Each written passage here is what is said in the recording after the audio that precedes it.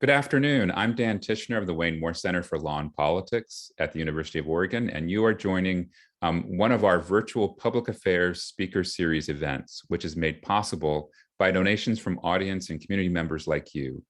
Please consider making a gift to the Wayne Moore Center to keep our programs alive and well.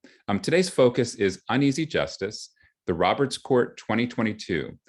Questions concerning Justice Stephen Breyer's impending retirement obviously are front of mind for many, and we'll be discussing several of them in the next hour.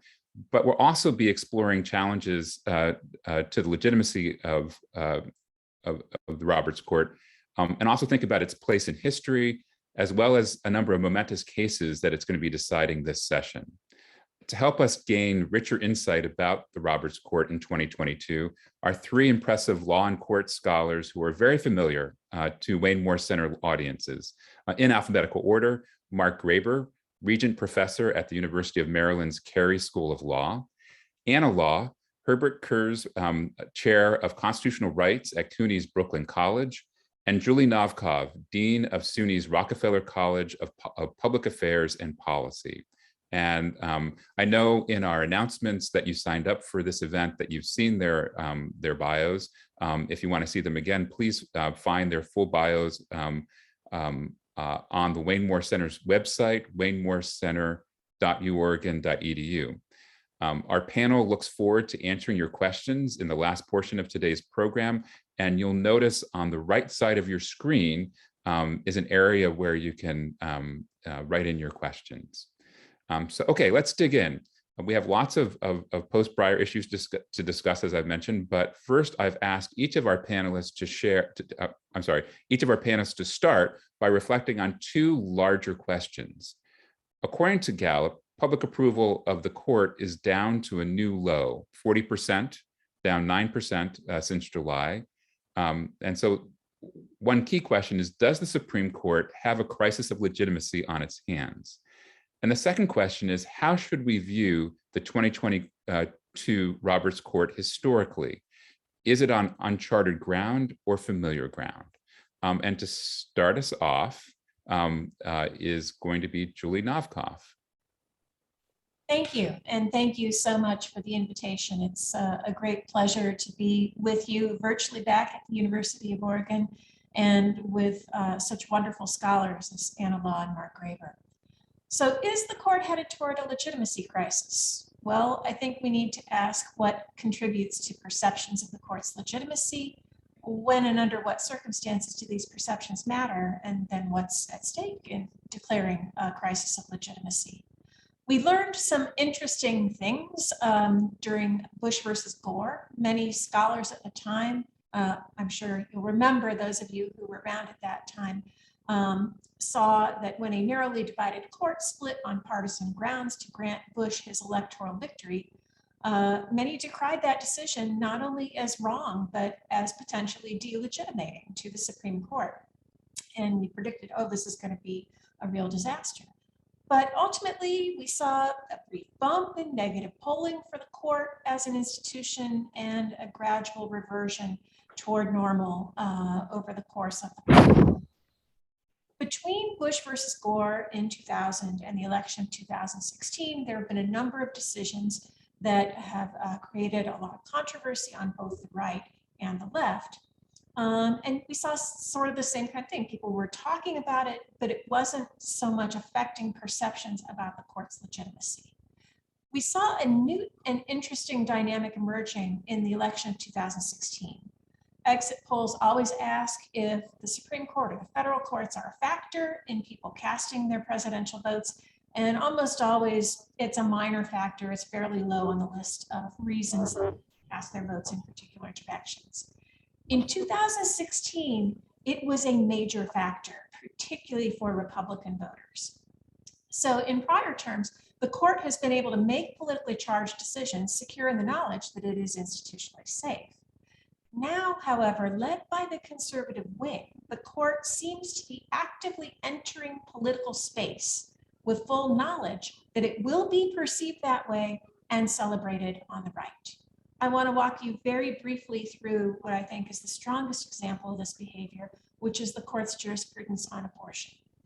Abortion has, of course, been a visible and controversial issues for years, but previously the discussion about legitimacy of abortion rights was tied to the 1992 Casey decision, which upheld Roe, at least in some sense, on the argument that abortion had become a settled right that it would be illegitimate to disturb.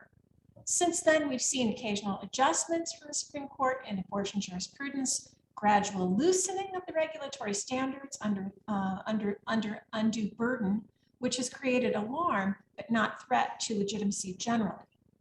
However, in recent years, we've seen a newly aggressive posture driven by legislative efforts to push the envelope, and then by the Trump administration.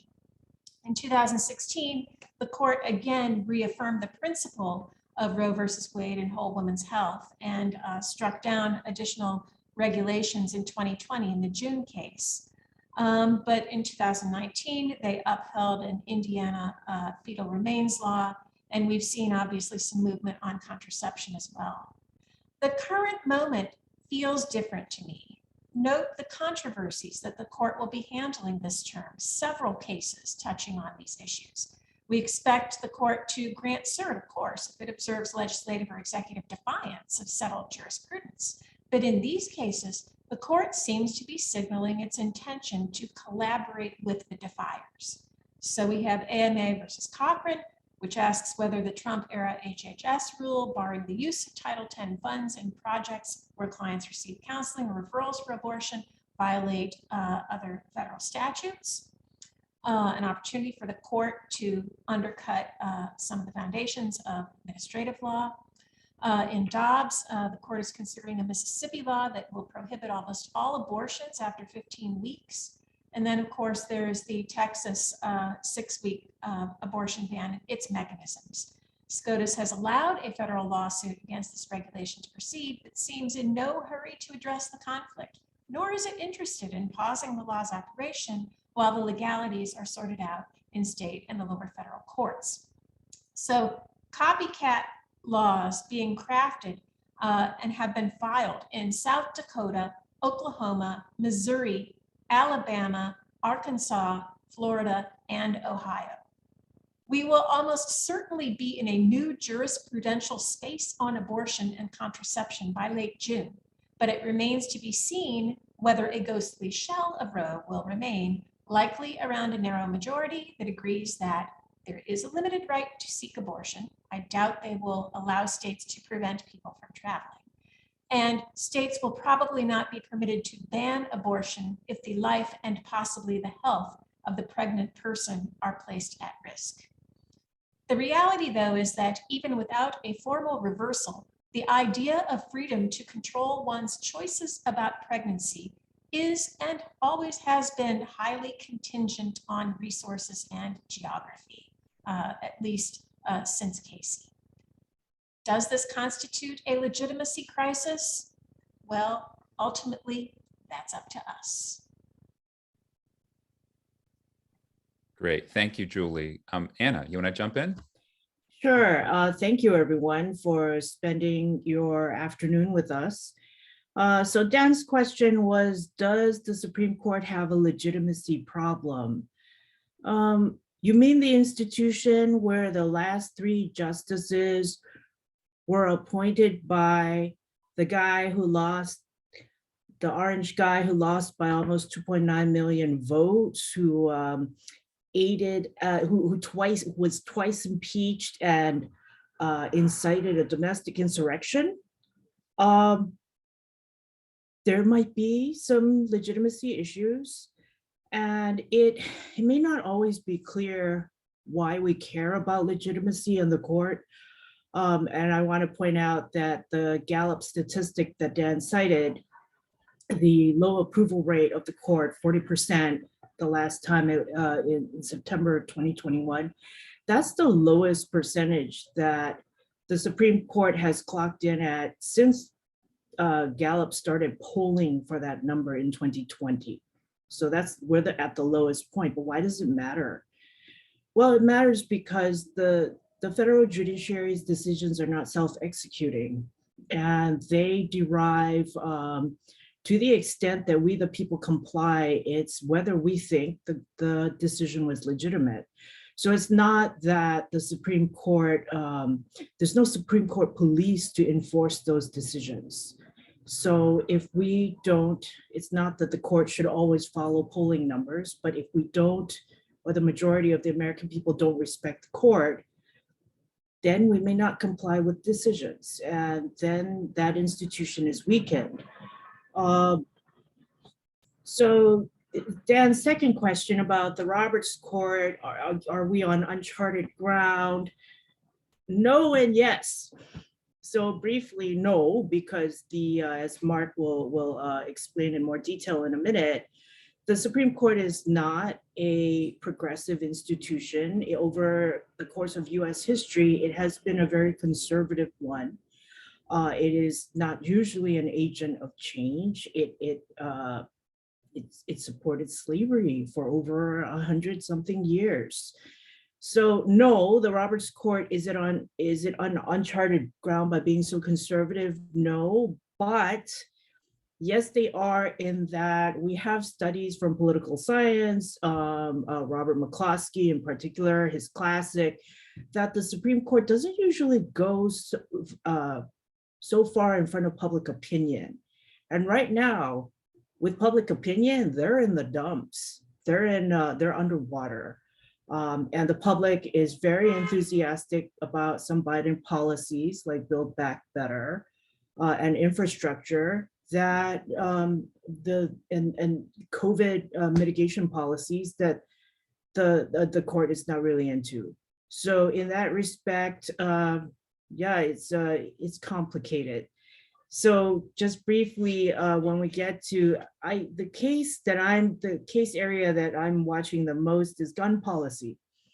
And it's because I live in New York State, in New York City, where we are densely packed, and that case comes out of New York State. And so we know from past decisions, I mean, first of all, it scares the bejesus out of me that the Supreme Court has not taken a gun rights case in 11 years, and they've taken one now with a 6-person conservative bloc. So that frightens me and keeps me up at night. My students are also scared because I teach a class called Guns, Money, and Politics, where we talk about gun policy. And so I'm looking carefully at that case, and whether, I mean, we know from past decisions that there's an individual right to bear arms, but not an unlimited right. Even that flaming tree-hugging liberal Justice Scalia in Heller said, we are not saying here today in the majority that no state or locality can make any restriction. We are allowing common sense restrictions. But in this particular case that the Supreme Court has granted certiorari to, they have to decide, okay, so you have, basically an individual right to own guns at home. Can you take those guns into public? On the New York City subway, into Yankee Stadium. Have you guys seen on TV the Times Square ball drop and how many people are there? Can you bring your gun there as a concealed weapon? So I'm very concerned about this case, and I know that you guys will have many questions about it, but I'll turn over the mic to Mark now. Great, thanks. Yep, Mark, you're up. Well, first, thank you very much, Dan, for giving me the opportunity to speak. Dan always says, thank you for giving academics the opportunity to speak. The truth is, academics speak for free. Getting us to stop speaking is a whole lot more difficult. We might start fundraising on that then. Yeah, we will pay. We will pay to speak. But one of the cases I'd like to start when I teach con law, it's a series of 2 cases that come out of Illinois and Michigan in the 1890s. The Illinois and Michigan legislatures were a bit ahead of their times. They passed laws allowing women to vote. Now, of course, we weren't going to allow women to vote in general elections, but let's dip our feet in the water, allow women to vote in school board and other elections. And the Illinois and Michigan Supreme Courts declared those laws unconstitutional. Now, as you might imagine, in one sense, if you were a proponent of women's suffrage or identified with the women's suffrage movement, that would be a crisis of legitimacy. On the other hand, if you were opposed to women's suffrage, that just made you think, yeah, courts, really good thing to prevent the excesses of majorities. And in fact, the reason I use this case was typical of the Supreme Court for a very long time. For most of American history, people we now identify with progressive, though they would not use that label in, say, 1880, fought to win in the legislature and hoped to keep issues out of courts, to the point where American unions, particularly mainstream American unions, had a philosophy, let's just forego government altogether, and whatever we agree on with management, that's the rule, because courts were historically conservative, as I think Professor Law has suggested. So a particular challenge for your professors and for all of you: name a decision the Supreme Court made before the case of Bowling versus Sharp, which is a companion case to Brown versus Board of Education. That is in 1954. Name a decision where the Supreme Court declared a federal law unconstitutional that you're reasonably confident all the people in the room, particularly all the progressives in the room, think was rightly decided. And I've raised this question, and so far, we haven't come up with one. Name a decade where no Franklin Roosevelt appointee sat on the court. From 1937 to 1976 is ruled out. Name another 10-year period where you think the court made more liberal decisions than conservative decisions. And if you can't, that may suggest to you that courts are inherently conservative institutions, and we shouldn't be surprised that courts are inherently conservative. So look, we'll get into the discussion of Justice Breyer later, but look at who is being considered, even in the long run. The issue really is, should we only consider African-American women who have graduated from Harvard or Yale Law School? Or should we consider Harvard and Yale Law School graduates in general? Then there is the diversity candidate. The diversity candidate was at the top of her class at South Carolina Law. Just as people in Oregon, University of Oregon, you're the flagship state. You're where a good deal of the elite go to school. South Carolina is the flagship school of South Carolina. It's where the elite of South Carolina go to school. So in effect, what we're saying, the diverse non-elite candidate for the Supreme Court is in the upper 2%, not necessarily the upper 0.05%, but that's our limit. And in fact, people in the upper 2%, they may be liberal, they may be progressive in one sense, but they have certain characteristics. Most of us, having done well, are basically satisfied with life in the United States. If you're a particular kind of progressive, you think more people should join in, you think we need to do more to get women into the upper 2%, we need to do more to get racial minority upper 2%. But essentially what you're saying is the basic society is good. We just simply need to share the goodness more broadly. And so the Supreme Court, given its composition, is not likely to start very fundamental rebellions. The progressive justices are more likely to be the Ruth Bader Ginsburgs of the world, who were great when it came to women sharing in the largesse, good when it came to persons of color sharing the largesse, and rotten when it came to union members who wanted to collectively bargain. So we ought to think of this as what kind of institution is the court, and where, if you're a progressive, or for that matter, if you're a conservative, where you want to put your marbles. Great, thank you, Mark. So I think in some ways also you've teed up where we're going to go next, which is thinking about the court post Breyer and what we're going to be facing in the next weeks and months in terms of the appointment that process and so forth. So this is for all three of you. I know all three of you have been answering lots of questions with media about this. So I guess I would ask maybe Anna, you could start. What things should we be paying attention to in terms of what's on tap in terms of the post-Breyer process, and or what a post-Breyer court is going to look like? So, you know, we know some things already. President Biden had promised that while he was campaigning, that he would appoint the first Black woman justice. So that doesn't seem to be controversial. The question is who.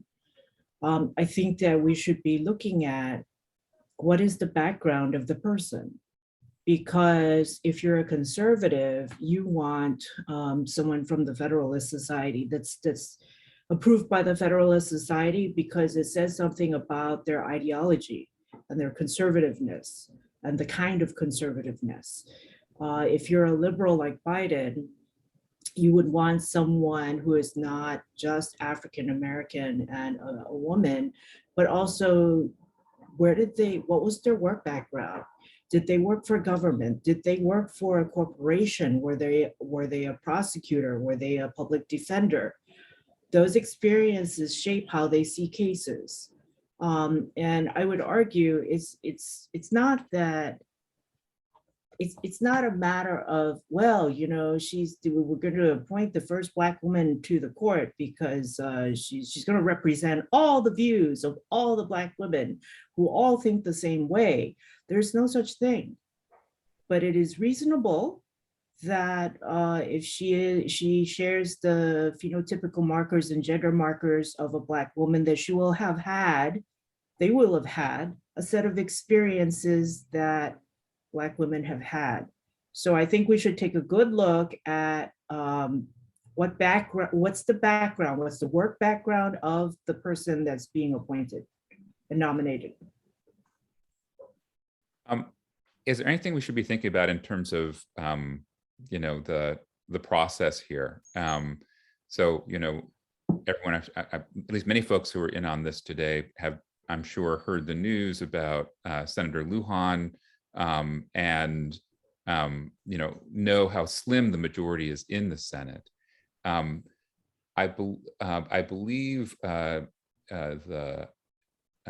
ACB process took, you know, Amy Coney Bryant was like something like 28 days. Do I have that right? And I think Sotomayor was more like 68 or something like that. So how quick is this going to go? Do you think there's going to be any hiccups along the way in terms of that 50-50 majority? Are there going to be any Republican votes for the nominee? So any thoughts? And this is, you know, Julie, Mark, or Anna. Well, a lot will depend on the choice that President Biden makes, but he does have options on that short list available who have already been through the vetting process and have already come to a vote for confirmation before the full Senate, including the people who will be making the decision this time around. So I think it might make it a bit more difficult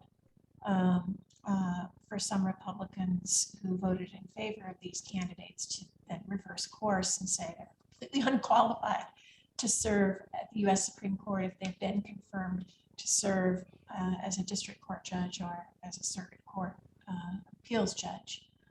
And there's a lot of jockeying going on behind the scenes. We know that Lindsey Graham has expressed support for a fellow South Carolinian as the nominee. It will depend. It will depend on how much Biden is willing to bend, whether he selects one of these people who's already been pre-vetted. I suspect he will be able to get a candidate through relatively quickly if he goes in that direction. And again, the background we're seeing is that very, very familiar background for most of these people. Mm-hmm. Mark, what do you think? Well, the most important thing to understand is it's unlikely this selection will matter for at least a decade, if not more, in the sense that given the range of people Biden is likely to choose, he's not going to choose the one Black woman on the board of the Federalist Society. He's going to choose an African-American woman who is liberal to some degree.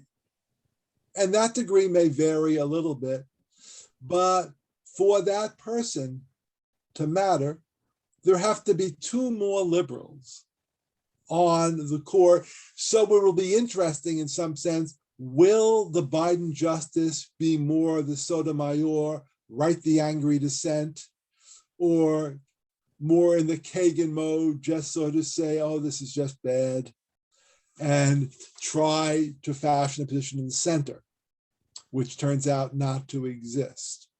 Then the question comes for Republicans, and remarkably enough, people will probably be surprised by this, not one Republican senator has called me up for political advice. I'm feeling a little offended, but if any one of you is listening, this might be a good time to give a Biden appointee a pass, precisely because so little is at stake. And now Republican senators might be able to say, you see, when you present us with the right candidate, we go along. We're not ideological monsters. That it could be a general agreement where nothing is at stake. Presidents on one side of the spectrum are allowed to replace a judge on their side of the spectrum. The fights come when you think the judge will make a difference. Of course, in our political system, we are capable of fighting over anything at any time in any way. And in fact, who knows what bit of dirt or fake dirt will arise. So making predictions is hard, but the only safe prediction is the one I started with, which will structure this a bit. Namely, nothing much depends on this appointment for 10 years. I mean, you've anticipated my, what I was wondering, which is, obviously it's still 6-3, right? I mean, that's the bottom line. That's your point. But also, individuals could potentially influence kind of the everyday interactions of the court and so forth. Breyer played a certain role in that. This individual is going to play a certain role.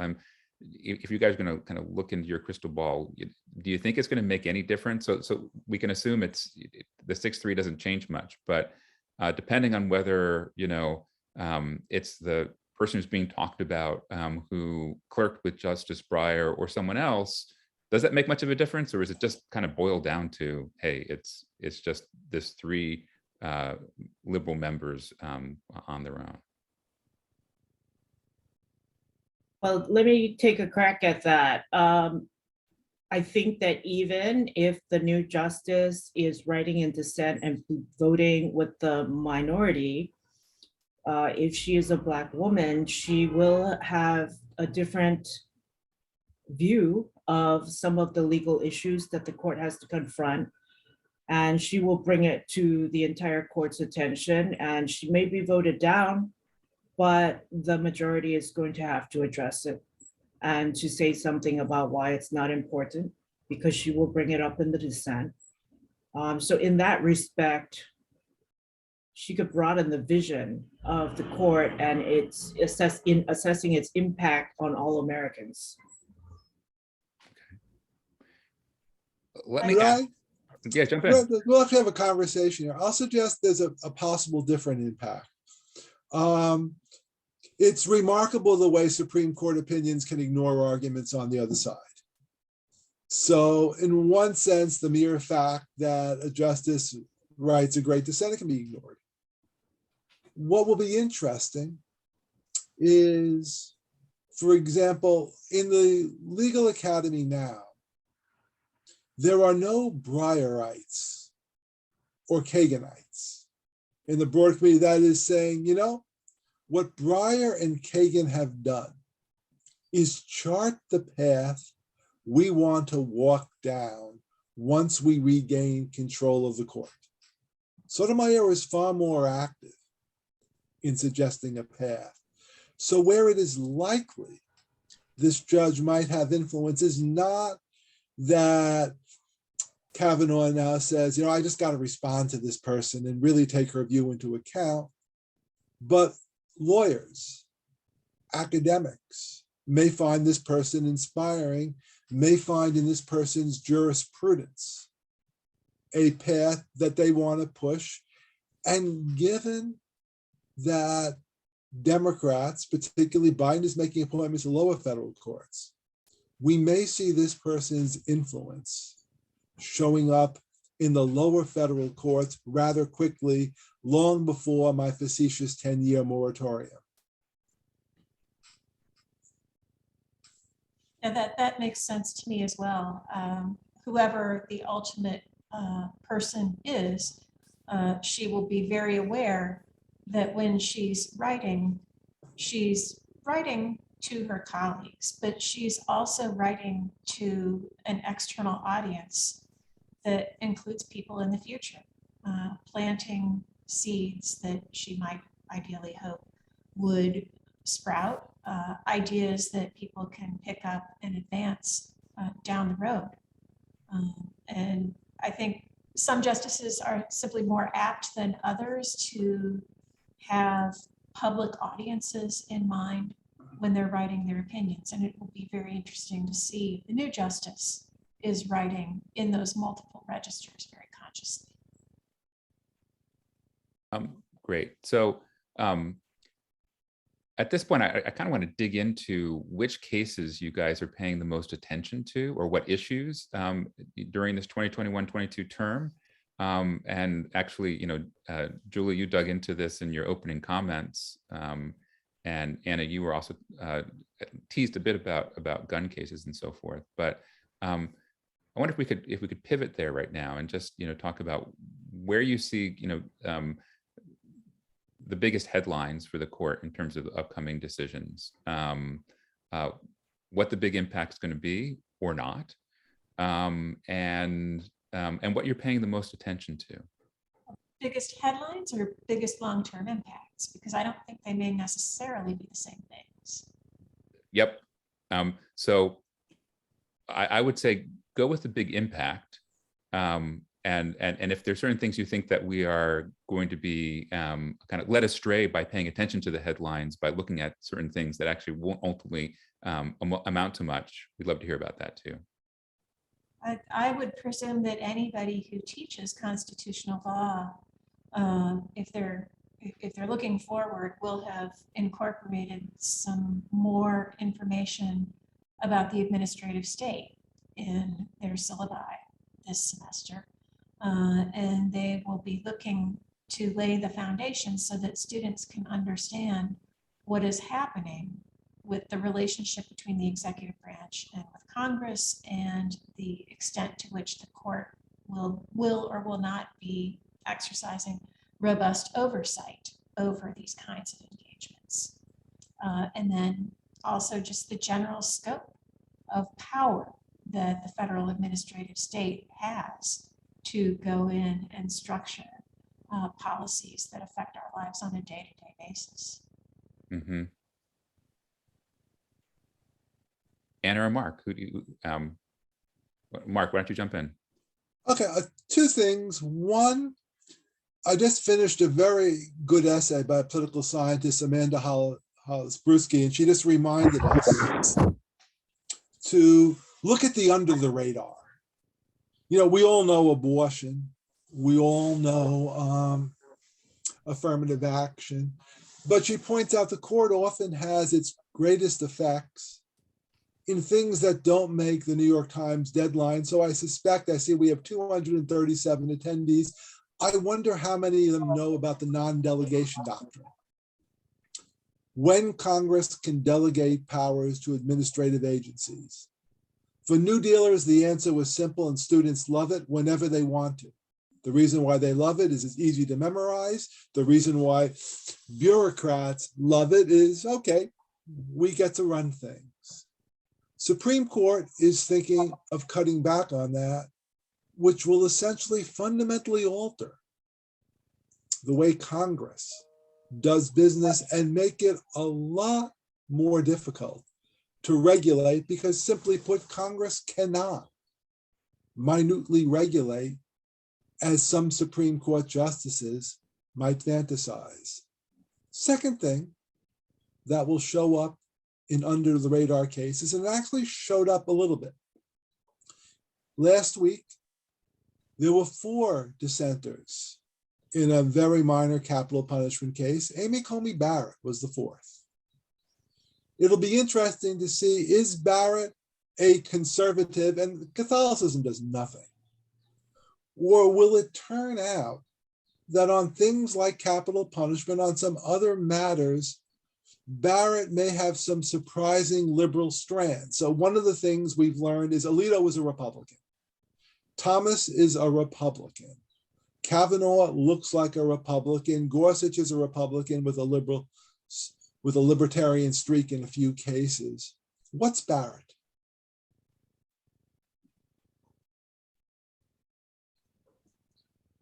So one of the things that, since Mark was talking about under the radar, and this is something only like geeky people would follow. I mean, I happen to be writing a book on federalism.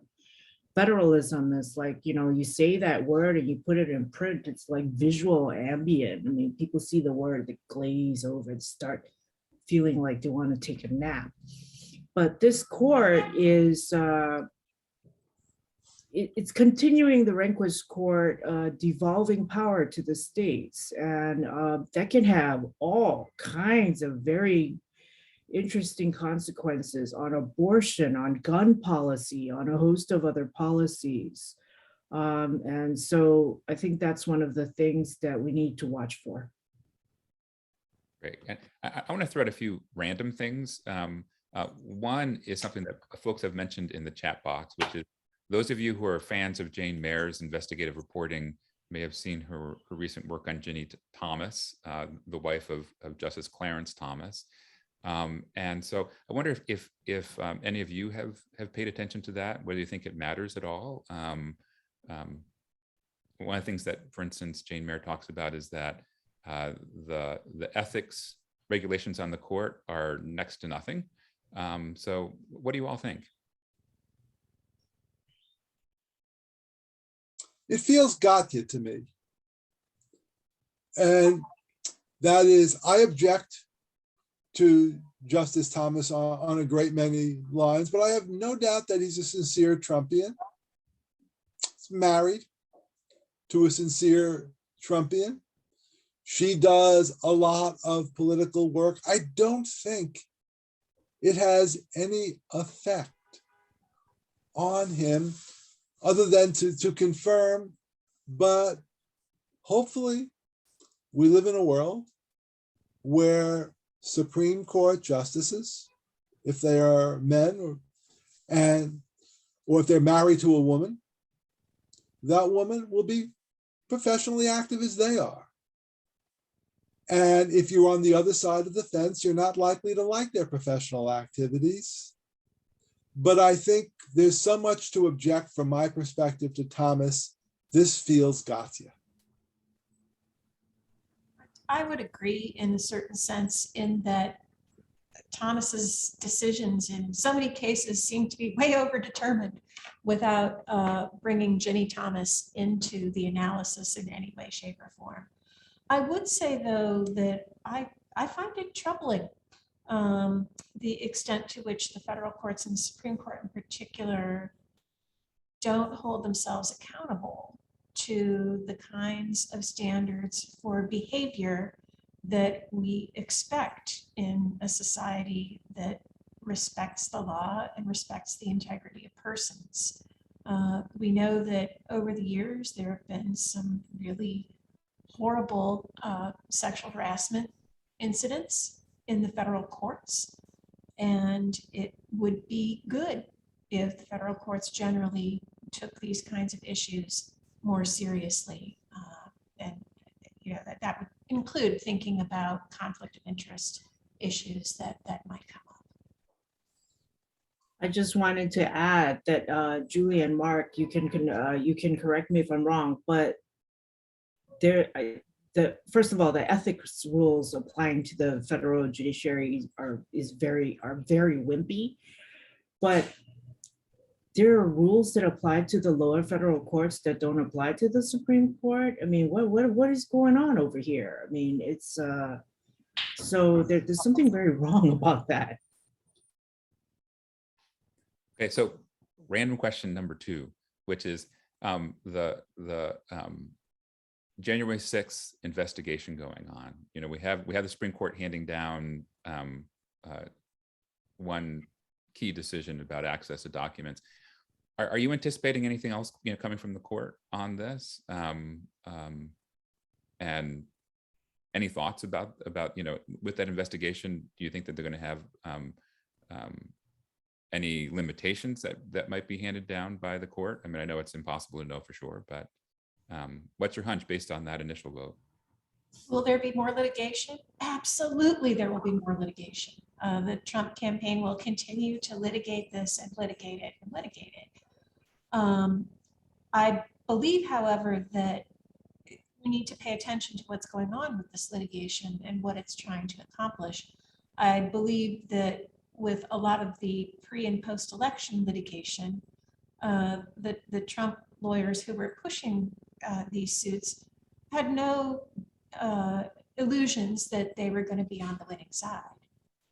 They were more directed at a particular audience, looking to shore up the political attachment that Trump supporters have to Trump. And I expect that Trump will continue to nurture this relationship and use the federal courts, including the Supreme Court, to continue that process. Any other thoughts on this? I should note, Julie has an absolutely terrific piece in the Maryland Law Review on that thesis, which comes highly recommended.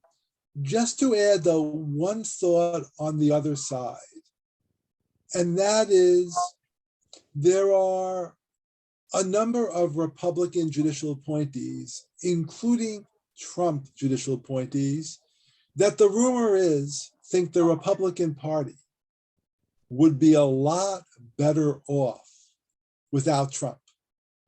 That in some sense, Trump has done what he needed to do. He's brought a certain number of white lower middle class men in particular back into the Republican Party.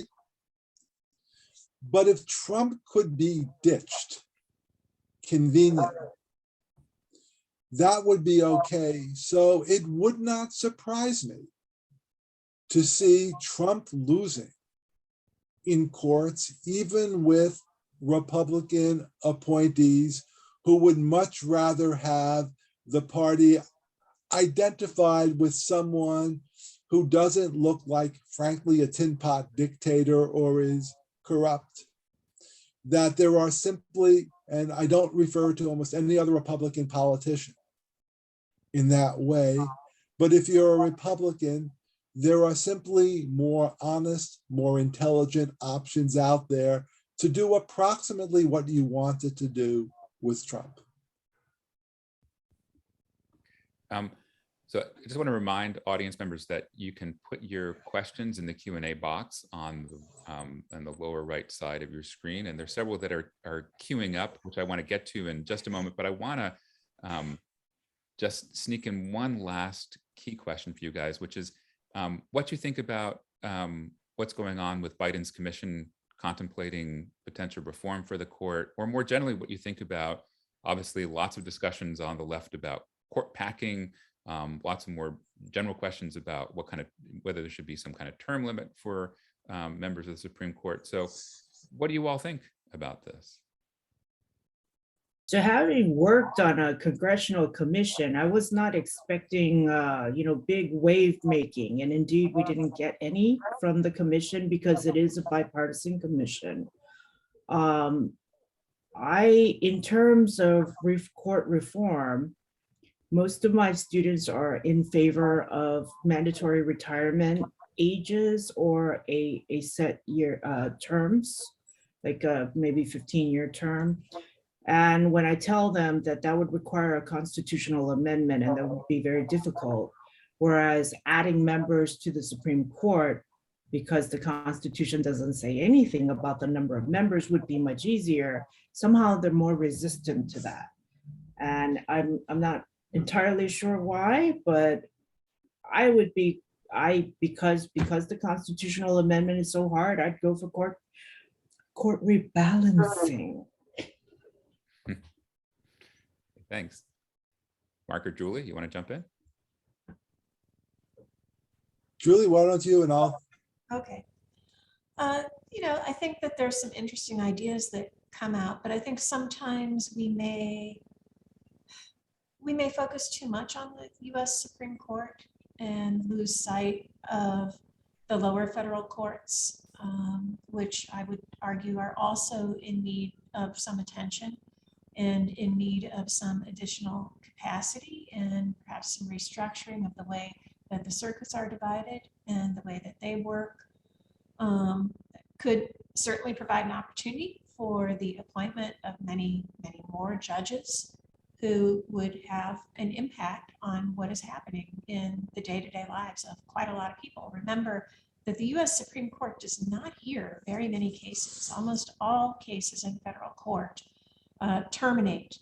Most of them terminate before they ever get to trial, but they winnow up through the system, and very, very, very few ever reach the US Supreme Court. So I'd say don't lose sight of that while you're focusing on the peak institution. I almost wrote something to the Biden Commission, which I might have asked Professor Law and Professor Novkov to sign up on. And it would begin, the point of my testimony is to demonstrate to my dean or my superior that I am a person worth listening to, that even though I wasn't chosen to be on the Biden Commission, I am in fact someone you should listen to. Now, mind you, I don't expect you to listen to me any more than I expect Biden to listen to you, that you will produce a perfectly good document that I can use in class to teach court reform, and that will be it.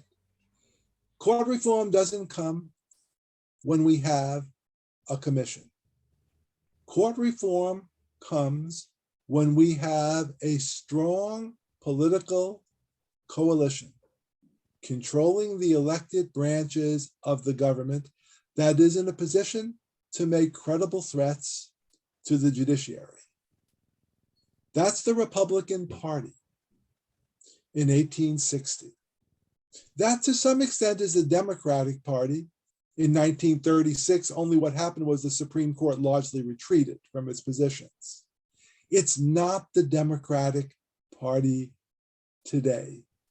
Call me when there are 56 senators, not even counting Manchin, when Elizabeth Warren is the median voter in Congress, and then we'll talk court reform.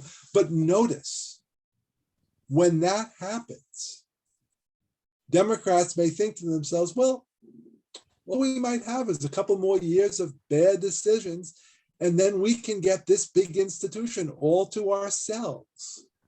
After all, while we all remember Franklin Roosevelt's first court packing plan failed, his second court packing plan, 9 appointments in the next 9 years, succeeded spectacularly. Great. I'm going to transition to some of the questions that have been queuing up for us. And our first question is as follows. My mom's family was incarcerated during World War II because they were Japanese American. Can you talk about Trump v. Hawaii and the confounding decision to both uphold the previous administration's racist travel ban while at the same time calling the Korematsu decision unlawful? Would anyone want to take a crack at that? Well, unquestionably, it's a terrible decision. They seem to have overturned Korematsu, but it didn't really feel like it. And it, among the Roberts Court decisions, I think that is one of those terrible decisions that it will be remembered for. What was striking to me about that decision is the majority said, well, we can't really prove any racial animus on the part of Trump because those were statements that were made when he was a candidate running for office. He was not yet president. But you know, Trump has said all kinds of anti-Muslim things when he was president. And then it's just a double standard where it's very hard to swallow from multiple standpoints. It's hard. May I suggest a somewhat different but related double standard? There is a doctrine in Supreme Court, namely, we don't go to legislative motivations. If a law on its face isn't prejudiced, we let it go, even if there are some really bad things in the record. But then fast forward to the religion cases. And what do we see? In a number of cases, states have passed facially neutral laws that have burdened religion. And what have Roberts Court's justices said? Well, it looks neutral, but in fact, we discover some people made statements that appear to us to be anti-religion. By the way, statements that pale besides Trump's bigotry. And there's no other word to describe it. And so a fundamental problem I have is, okay, if we're going to have a rule that says you cannot impeach an otherwise constitutional statute by statements made in its defense by supporters, we need to have that rule for liberal policies and conservative policies, but not just the rule applies when Trump makes statements you don't like, but not when liberals make statements you don't like. So I have a second question here. A significant chunk of the anti-abortion movement wants to overturn both Roe v. Wade and Griswold versus Connecticut. If this court overturns Roe or significantly chips away at the underlying foundation of Roe, is there a realistic challenge, a realistic change that Griswold could face? I see, sorry, it's a typo. I'll back it. Is there a realistic chance that Griswold could face a realistic challenge? Well, again, I think what's going on here, if the court were to take up this invitation, it would probably look a lot like the trajectory that we've seen with Roe. I don't think that even this court is going to come out and say Griswold is overruled. But I do think it's possible, if not even likely, that we're going to see some retrenchment on various policies that guarantee access to contraception or frame access to contraception in terms of rights. And the door to these kinds of limitations is going to be the increasingly robust protection for religious freedom. and religious expression. And we're already seeing that happen with respect to insurance coverage for contraception. And we're seeing discussions of, well, can a pharmacist be required to issue a prescription for a drug that will have an abortifacient effect? The kinds of issues that I'm trying to keep an eye on are really what happens when you have medical systems in particular areas that are completely controlled by a religious organization that has an objection to abortion or an objection to various kinds of contraception, whatever, that might have an impact on fertility. Is that organization going to be able to limit access? And what happens to people who are trying to control their capacity to use their reproductive capacities in those kinds of circumstances, if there really is no other alternative available? Thank you, Julie. Another question here, sorry, it disappeared quickly. Oh, is there a progressive version of the Federalist Society? There is. It's called the American Constitutional Society. Do yourself a favor. If you're invited to speak before the American Constitutional Society, slip into the Federalist Society and grab their food, because all we get are little sandwiches. So I am not quite a card carrying member because they can't afford to give people cards. But there is a society, it's probably one of the secret societies in America in the sense that we haven't done anything to make people know we exist.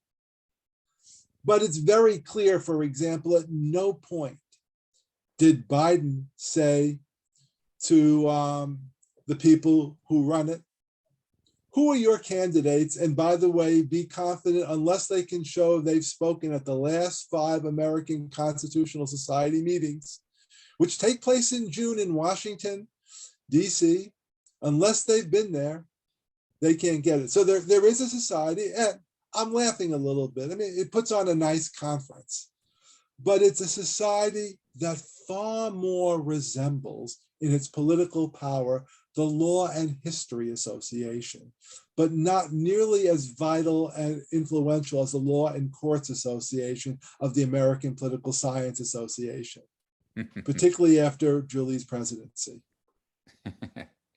Okay, next question. At this point, how would you define the words liberal and conservative as they apply to justices of the Supreme Court?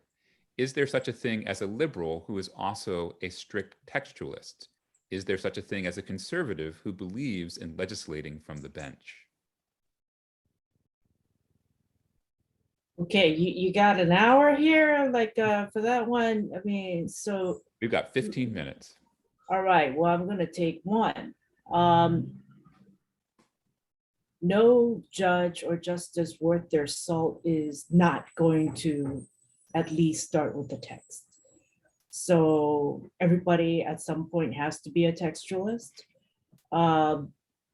I think instead of those words that are so imprecise, as you point out, as the question points out, activist judge, I mean, what does that even mean? Activist is like, something, it's an insult. It's not an objective term. When you don't like the decision, you call it activist. I think the more fruitful approach is to go full on political science. And we have ideological scores of justices about how they voted based on their vote record from the US Courts of Appeals, from their Supreme Court votes. And that might be more helpful than trying to discern the meaning of who is activist and who is a liberal textualist. Okay, thank you. So the next question digs into elitism kind of questions about the court, which is, will it make a difference if the nominated Black woman justice is from an Ivy League university or from an historically Black college or university or a state institution? Oh, you're preaching to the choir here, right? We are all affiliated with state institutions, so I'm guessing we would all be willing to salute that flag if it runs up the flagpole. It is an issue that overwhelmingly, not just Supreme Court justices, but judges in the lower federal courts have come from a very narrow slice of the educational institutions in the United States. And it could be valuable to have a broader range of perspectives in the mix, people who have different kinds of experiences that might be particularly interesting and useful when the court is considering these cases involving higher education. So much of our public discussion of higher education and affirmative action in higher education centers around the problems and dilemmas of elite institutions. But as Mark said early in this session, we're still going to be talking about someone who is coming from an elite background, perhaps more a broader circle of an elite background. But that kind of moving around with people who are in a certain circle, spending most of one's time with those kinds of people as your interlocutors, I wouldn't expect it to make a really major and dramatic change, especially also if we're talking about one person. And anyone else interested in weighing in on this one? Okay. From my perspective, given if I said I had a choice between an Ivy Leaguer who had worked in unions for 20 years and a South Carolinian or historical Black college who had represented corporations for 20 years, I'll go for the union person. Like Julia, probably makes a difference, but there are other diverse life experiences we need on this court that I think are more important than what college you attended 30 years ago. So the next question is one that Mark's friend Sandy Levinson might ask, which is, and all three of you could take a crack at this, but you don't have to. If you could make one constitutional amendment, what would it be and why?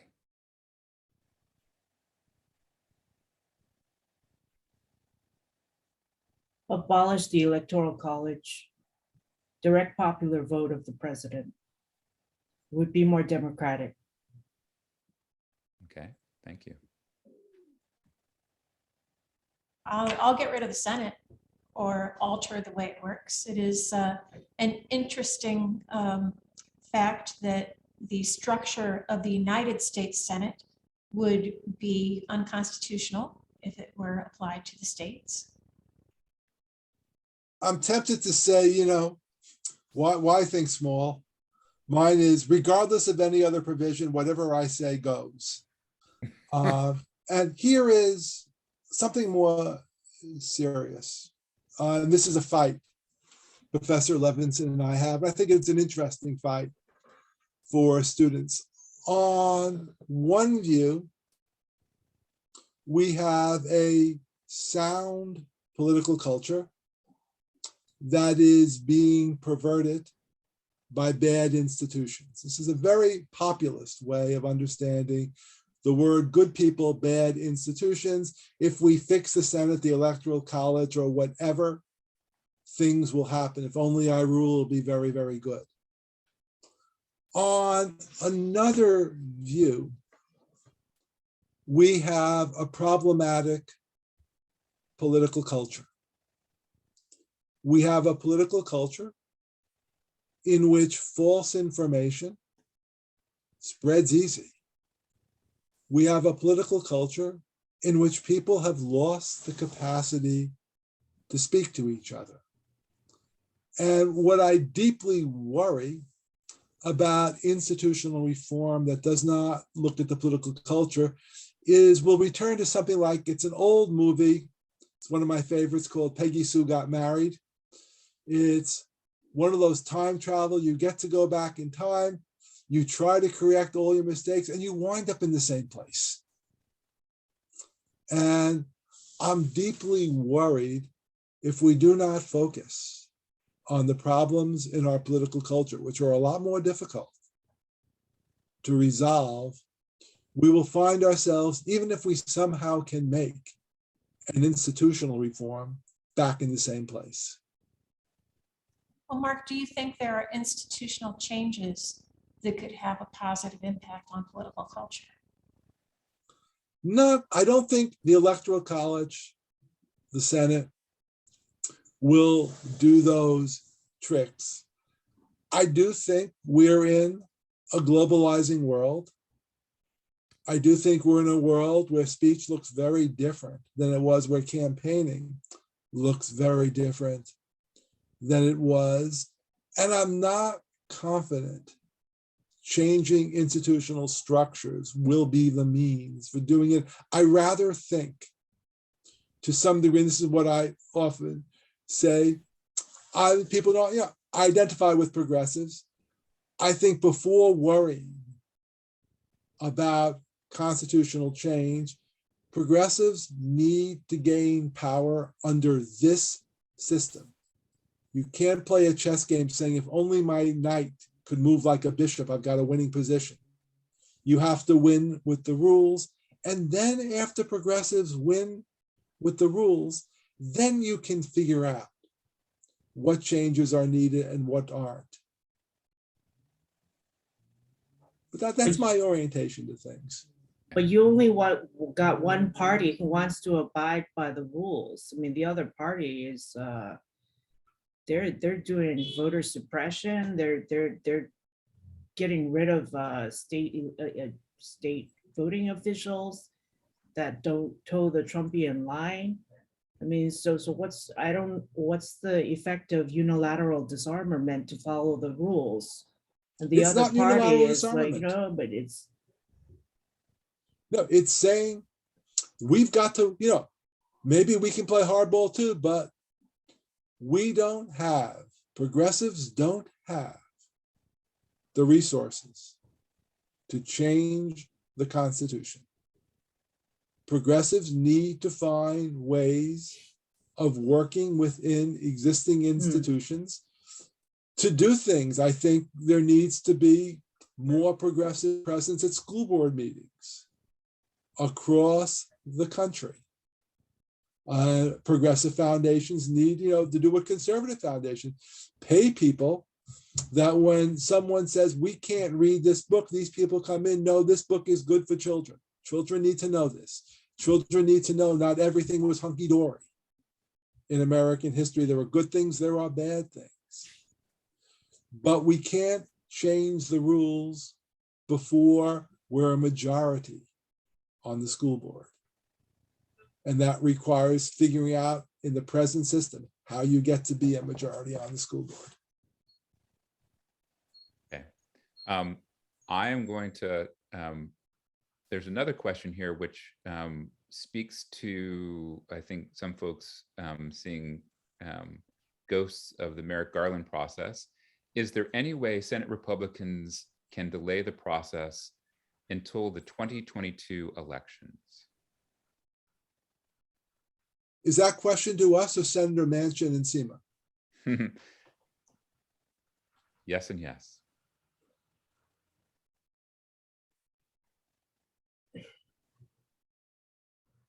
Because if Senator Manchin and Seema don't want to delay the process, they can't delay it.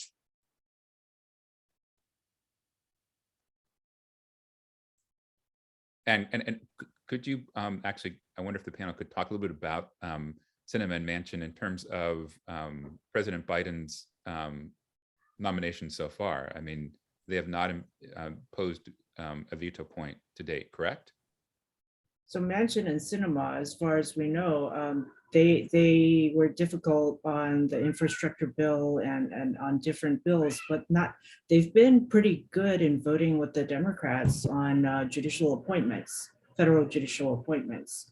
So I don't see a problem here. And in fact, I'm seeing the possibility of maybe some combination of Collins, Murkowski, and, I don't know, Graham, who could vote with the Democrats.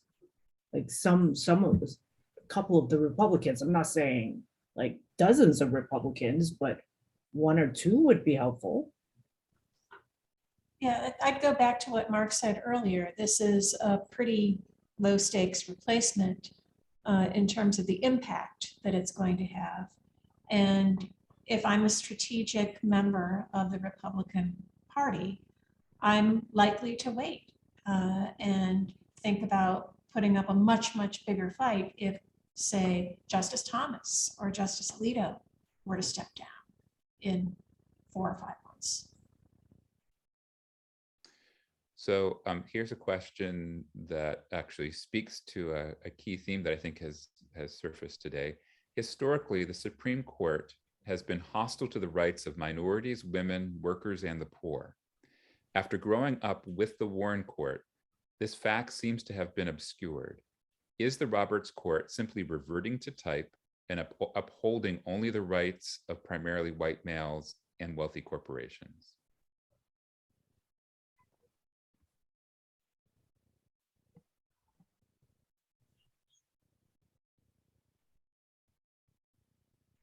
Yes, with the proviso that even in the worst days, slaveholders won most of their cases before the Civil War. They didn't win all of them. That judges tend to think in legal categories, and legal categories can differ from political categories. So to take a famous example, we talked about the New Deal turn where judges began to favor unions, or at least national power to regulate ahead of corporations. And there's a very famous case called Jones and Laughlin Steel, which was 5-4, the more liberal versus the more conservative, where the more liberal said, this is interstate commerce. So guess what? Congress can say, you have to recognize unions. There's a companion case dealing with the Greyhound Bus Company. That was 9-0. Because all 4 conservatives, they weren't thinking unions the way congressmen were. They were thinking what's interstate commerce, and everybody agreed the Greyhound Bus Company was engaged in interstate commerce.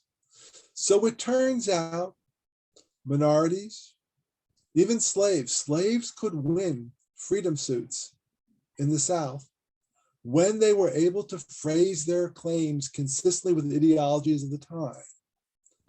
A lot of us have written on this, but crucially, the ideologies mean that the haves are going to win more of the time, and even if they don't win more of the time, they're going to win the more important cases. That legislatures historically have been the place for less powerful people to gain rights, more so than courts, which will always be staffed, if not by Ivy League elites, then by prestigious state college elites. Any other thoughts, or should I try to sneak in one last question for us? Go ahead. Okay. You all have mentioned pretty extensively about conservative jurisprudence and specific case laws. How does Harris Funeral Homes versus EEOC 2020, especially Gorsuch's argument in favor of a more expansive definition of Title VII, fit into existing conservatism of the Roberts Court relative to LGBT rights historically, in the present, and or going forward? Well, one could possibly just say that Mark just answered that question, at least as far as Justice Gorsuch is concerned, that he is engaging in a close reading of Title VII's text, looking at how it has has been interpreted over time, looking at EEOC interpretations and reading that protection for trans workers into the text of the statute. I'm waiting to see what will happen when the other shoe drops. That shoe being the rapidly expanding scope of religious freedom. Because I think it's really only a matter of time before Title VII's insistence on protections for LGBTQ individuals runs into a case where the question of the religious employer is squarely presented. And then we'll see which gives way. I suspect that for the conservatives on the court, the religious freedom argument will prevail. And that will have to be our last question. And so Professors Mark Graber, Anna Law, Julie Novkov, thank you so much for joining us today. We really appreciate all your insight, and we can't wait to have you back sometime soon. And we thank you and the students for terrific questions. Thank you, everyone. Thanks so much. Take care. Enjoy the rest of your day. Bye.